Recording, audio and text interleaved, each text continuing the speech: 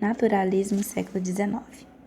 A escola literária naturalista é conhecida como radicalização do realismo, que se baseia na observação fiel da realidade e na experiência.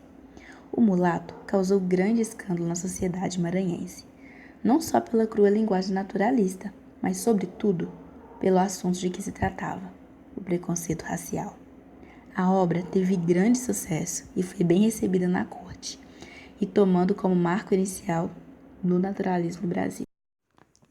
Aloysio Tancredo Gonçalves nasceu em São Luís, em Maranhão, em 1857. Foi um crítico impiedoso da sociedade brasileira e de suas instituições. Abandonou as tendências românticas em que se formou para tornar-se o criador do naturalismo no Brasil. Seus temas prediletos, focados na realidade cotidiana, foram o anticlericalismo, a luta contra o preconceito de cor, o adultério, os vícios e a vida do povo humilde. O autor morreu em Buenos Aires quando exercia o cargo de agente consular nessa cidade, em 21 de janeiro de 1913.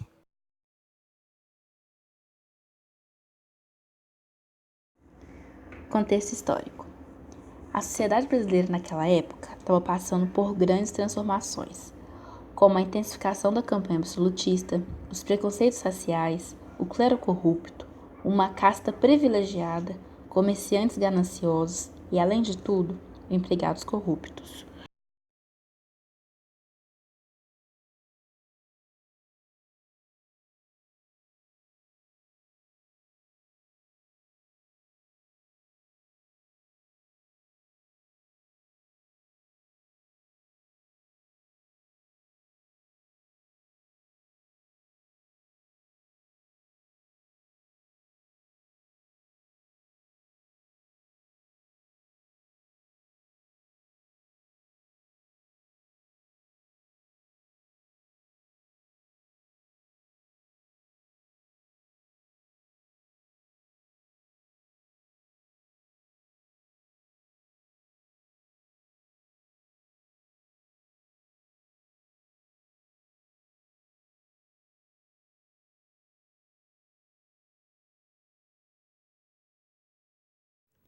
Em uma pequena cidade em São Brás, no Maranhão, João Pedro, que era casado com Quitéria, teve um filho fora do casamento com uma escrava que se chamava Domingas. Quitéria, percebendo o carinho especial de João Pedro pelo Raimundo, filho de Domingas, mandou queimar as partes íntimas de Domingas, e João Pedro ficou pé da vida, mas não pôde fazer nada. Em um determinado dia, João Pedro chegou em casa e, ouvindo o barulho que vinha do quarto, ele foi olhar. Quando chegou lá, ele deu de cara com Quitéria tendo relação sexual com o cônego Diogo. João Pedro ficou cego pela raiva e matou Quitéria. Logo após o acontecido, ele fez um acordo de manter o adultério e o homicídio de Quitéria em segredo com o cônego. Nos dias que se passaram, João Pedro se sentiu ainda pior em relação à culpa por ter matado Quitéria e resolveu ir para casa do seu irmão, Manuel Pescada, que morava em São Luís. E junto com ele levou Raimundo. O cônego Diogo, não satisfeito, foi atrás dele. Sempre com a desculpa de estar rezando por ele, sempre visitavam na casa de Manuel.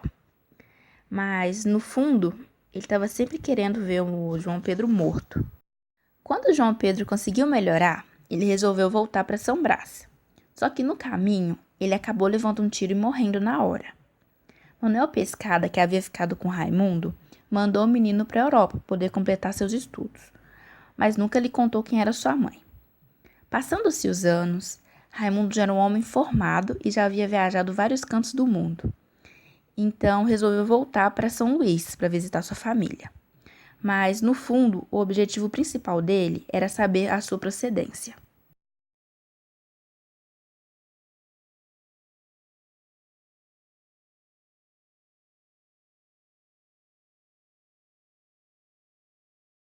Com a chegada de Raimundo em São Luís, reuniram-se na casa de Manuel Pescada as velhas amizades da família para um jantar.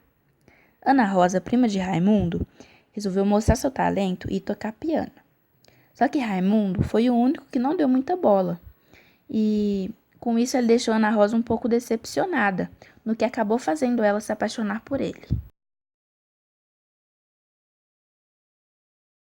Nos dias que foram se passando, Raimundo e Ana Rosa se aproximaram muito, e conversavam sobre tudo, principalmente sobre as viagens de Raimundo. E a cada dia que se passava, Ana Rosa se apaixonava mais por Raimundo. Porém, nem tudo estava tão bem assim, porque onde Raimundo passava, ele chamava atenção por sua cor. Só que Raimundo era meio inocente para perceber o preconceito das pessoas e acabava que achava que era inveja ou coisa assim. Ana Rosa, sempre que Raimundo saía, dava um jeito de entrar em seu quarto. Raimundo, percebendo que suas coisas não estavam ficando no lugar que ele as deixava, resolveu fingir que estava saindo e se esconder. Com isso, ele tomou um belo susto quando viu Ana Rosa lá dentro e imediatamente mandou-a sair e não voltar a fazer isso. Ana Rosa começou a chorar e não tirou o pé do lugar. Raimundo se sentiu culpado por ter sido grosso com ela e resolveu mudar a tática e pedi-la em casamento. Dona Maria Bárbara e o cônego Diogo acabaram percebendo que Ana Rosa estava apaixonada e logo imaginaram que fosse por Raimundo. E foram imediatamente pedir Manuel Pescada para tirar Raimundo daquela casa o mais rápido possível. Manuel, então, resolveu fazer uma viagem que andava adiando há um bom tempo com Raimundo para São Brás, e os dois partiram. Chegando lá, Raimundo tentou pedir a Manuel a mão de Ana Rosa, mas Manuel foi bem claro falando não, e acabou que nem deu oportunidade de Raimundo ficar insistindo. Raimundo ficou bem chateado, mas resolveu conversar com ele no outro dia. Quando eles chegaram na casa de um amigo de Manuel Pescada, eles resolveram dormir, pois já era muito tarde. Mas Raimundo só conseguia pensar em Ana Rosa porque estava muito apaixonado por ela. E, de longe, de madrugada, ele acabou ouvindo vozes que diziam o nome do seu pai, João Pedro, da Quitéria e do cônego Diogo. Mas ele levou um susto ainda maior quando ele viu uma preta categórica ao pé de sua cama. A preta, quando viu que ele estava vendo ela, saiu para o meio do mato e desapareceu na escuridão. No outro dia, Raimundo e Manuel resolveram ir para a sacristia de João Pedro. E Raimundo se assustou muito quando viu novamente a preta da noite passada correndo em sua direção para abraçá-lo. Raimundo, assustado, a jogou no chão com repugnância. Manuel, vendo a cena, mandou Raimundo parar de tentar chutá-la, que ela era uma escrava de seu pai. Após isso acontecido, Raimundo e Manuel foram conversar, e Raimundo voltou a insistir sobre a mão de Ana Rosa. E Manuel acabou soltando que não podia deixá-lo casar com Ana Rosa, porque ele era filho de uma escrava. Era logo aquela que ele tinha dado os pontapé. E Raimundo ficou chocado e impressionado por nunca ter pensado que a mãe dele poderia ser uma escrava. E acabou pedindo para Raimundo conversar com Ana Rosa sobre tudo isso, porque ele não havia deixado ele se casar com ela. E então ele decidiu que era melhor ele voltar para a Europa, porque ficar ali não ia ser bom. E nisso ele resolveu na próxima semana ir para a Europa. No andamento da semana, Raimundo nunca havia se sentido tão infeliz e tão sozinho. Eu não conseguia parar de pensar em Ana Rosa, pois estava muito apaixonado por ela. E uma semana depois, no dia da viagem de Raimundo, Manuel e o cônego Diogo resolveram esperar Raimundo na estação, pois queriam ter certeza de que Raimundo iria embora dali. Só que o tempo foi passando e Raimundo não apareceu.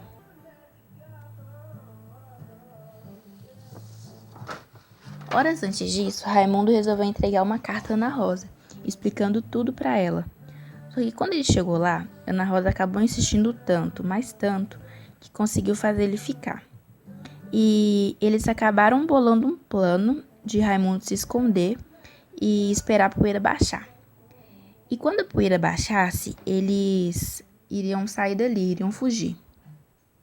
Cônego Diogo, achando a reação de Ana Rosa muito comum pelo drama que ela já tinha feito antes, acabou desconfiando de um plano e combinou com Dias de espionar tudo o que acontecesse. Ana Rosa e Raimundo, eles foram se comunicando por meio de cartas. E no dia de Ana Rosa fugir com Raimundo, o plano acabou dando errado. Pois quando eles iam fugindo da casa, do outro lado da rua estava o cônego Diogo com o Dias, mais 2 policiais.